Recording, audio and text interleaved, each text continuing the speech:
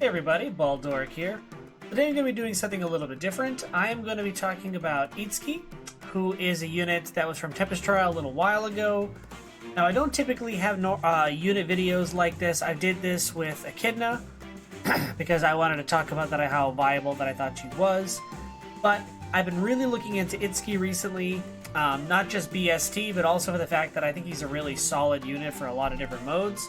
And from a free-to-play perspective, I think he's a great unit to invest in.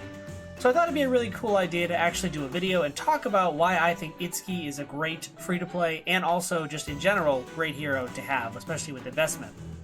So, now, with the free-to-play in mind, there are a lot of difficult builds with this character. I will have a budget build at the end that I think will still work great for free-to-play. And I think with him merged, the build that I give at the end is going to be fantastic regardless, maybe a couple changes here and there. But with the amount of free units that we have been getting from things like Resplendence and things like that, it's a lot easier to get some of the skills on this list. And I'll talk about the ones that can be swapped out to make it a little bit easier to use from a free-to-play perspective. But I am going to be showing some max invest builds as well, and then I'll talk about how to switch this up for some free-to-play stuff, okay? So let's talk about an arena build for Itsuki first. Alright, so this is just about max scoring. The only difference is I don't have the red dual infantry skill in the A slot, which you could do instead if you have that skill. But Mirage Falchion scores really well because it's an exclusive to him. So you definitely want to use that just to make sure that you're scoring better. It also can work really well. It does give a lot of stat bonuses based on either your units acting before he acts or the opponent acting in a certain way, or like how many don't act before he gets attacked. It's very, very situational. Though I do say it works fine in arena because you can kind of manipulate it on your turn as long as your team's set up right. It should be fine. But let's talk about the actual build itself. So a rally attack res just for scoring. Ruptured Sky, special spiral. I think that's going to work really well with Itsuki in a build like this. So Ruptured Sky, first of all, is going to be a max scoring special move. And combined with Special Spiral, as soon as you proc Ruptured Sky one time, which should happen during Itsuki's either first and or second encounter, depending on if he does get that attack back, you now have Ruptured Sky ready to go every single time thanks to Special Spiral. He already has Dragon Effectiveness with Mirage Falchion. Increase that with Ruptured Sky, and there really should not be a dragon that he is not able to kill with Ruptured Sky proccing. Okay? So with the effectiveness and the, 40% more damage for Ruptured Sky, I believe he even one-shots Blue Legendary Tiki, which is pretty amazing. But it depends on investment with her, I believe, and how she's built. Join Hone Attack, again, it's for max score, but also gives him that +5 attack as long as you're next to somebody before you do something. So, optimized turn, you can get +7 attack from Mirage Falchion, +5 from Joint Hone Attack. So we're looking at so far +12. And then Mirror Stance adds another 4, so we have +16 attack. So we are going to be sitting at a nice 75 attack before any other buffs from your partners, which I will talk about a partner once we get into the Aether Raid section and who I think works well with him. But this build makes him really tanky as well. With the 43 defense he has, Mirror Stance will increase his resistance on enemy phase up to a nice solid 43, which is equal to his defense. Mirage Falchion gives him a little bit of a boost to defense as well, and depending on teammates, you can buff both of those stats. He does a really good job as a tank, and I'll further his role as a tank when we get into Aether Raids. Now, if you are going with a non-max invest build here, you probably want to switch things out so that it's more of an attack smoke, noontime kind of tank build. And I'll show you a bit of an example of that. It's going to be like a combination of my Aether Raid and budget build. So let me go over those first, and then we'll talk about how we can actually switch things up to make him a really good budget hero. So, his Aether Raid build, this is one that I'm playing with right now, and it's had a lot of success for me. Let's talk a little bit about why I chose Carrot Cudgel instead of Mirage Falchion. So Mirage Falchion, like I said, is a situational weapon, and if I want him to be a tank, and I want his to get constant stats that he is going to have on enemy phase as long as a certain criteria is met, which Carrot Cudgel's criteria is very easy. He gets a first of all, you can res refine it, which means he's going to get that extra res, which puts him at the 43 right off the bat. And he gets attack, defense plus 5 if he's within 2 spaces of a unit.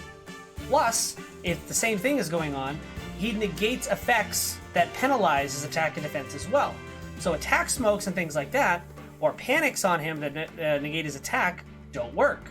He just has that solid attack and defense plus 5, which works really good. Now, there is the problem that his res can still be hit, and he does get hit hard by res, so you do want to use him more or less on a, on a more physical-based team, so you don't want to use him on like an all-mage team. That might be a little bit more difficult, unless for some reason they don't have any debuffs, or it's very easy for you to get rid of those debuffs, because then he'll work just fine. Now, besides that, we have Noontime for the standard. You want that HP to come back as much as you can. He can really tank a bunch of hits, and with Noontime being the 2 charge goes off, gets HP, he keeps himself up pretty easily, and with the right partners, he does even better.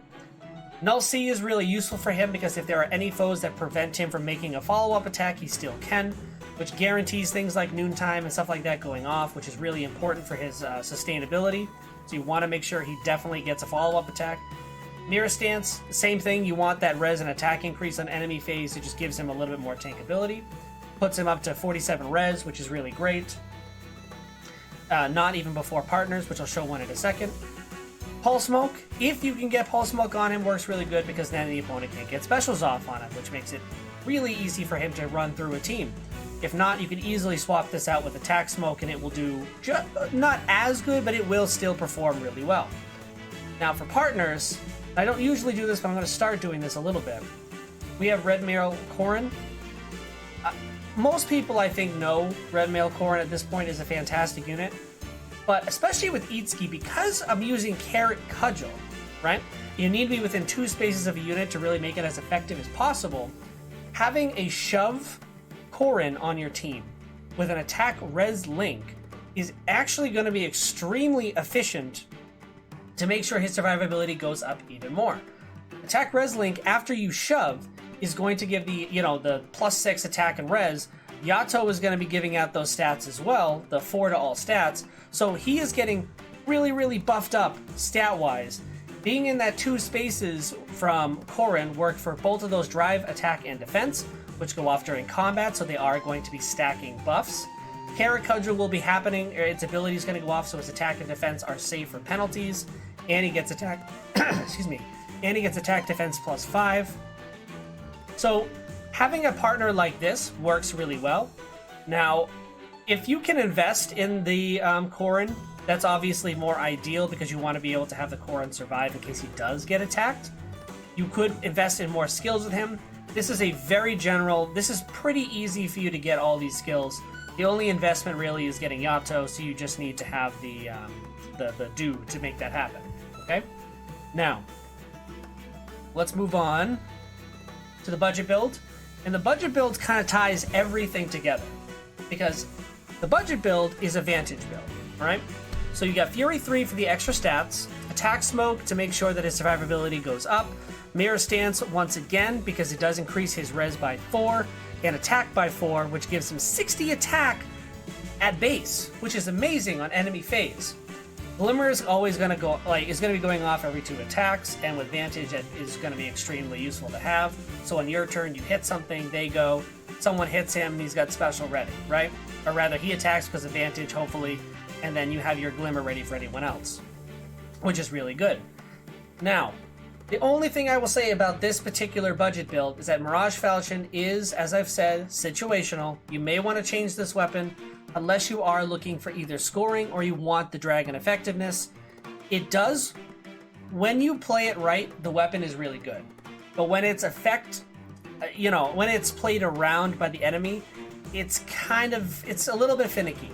I still suggest using Carrot Cudgel if you want to invest in that. I think it kind of does the same thing as his weapon, but better in some ways.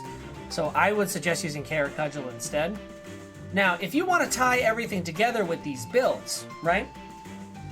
Vantage, can be used for arena and or Aether raids as your B slot, and it will work just as well. Distant Counter I would recommend having, but if you can't get Distant Counter, Fury 3 is fine in that A slot, and that works as a very good budget arena and Aether raids A slot. Okay? Attack Smoke can be replaced with any of the builds that I did for your C slot, because it's going to work just as well. Mirror Stance is very obtainable. If you don't want to use Noontime, you can use Glimmer. Glimmer works just as well for all these things. Now, I did keep the Astra Blessing on here because I was talking about doing this for an Aether raid, but just you'd have to take that away. And, I should also have mentioned that I'm using Naga and Altina with the Blessing as well. So keep that in mind when you're looking at these builds. I think this unit works great in every single mode. I think he is a fantastic investment. His BST is high, so he scores well as an arena. Because his BST is high, he makes a great tank and works fantastic in Aether raids as long as you invest in him. I chose Astra Season, but he honestly works just as good and in some cases better in Light Season. So take that as you will. Just consider that you can build him for pretty much any situation. And any of these builds are interchangeable with any of these skills. And obviously, depending on your team, you may want to change things up even further so that it fits those teammates, okay? But that about covers this for this video. Thank you so much for watching. If you enjoyed this, consider subscribing. I will be putting out more videos like this in the future. Usually it's on new heroes that come out or Resplendent or things like that. But I will be doing a couple different videos on units such as Itsuki here, if I find them interesting or if I think that they are viable for everyone to use, either from a free-to-play perspective or otherwise. And I know a lot of my builds aren't free-to-play, but like I said, if you go to the budget build at the end and swap those skills around, it does end up being a really good free-to-play character, usually every single time. So, thank you so much for watching. I hope you enjoyed, and I hope to see you next time.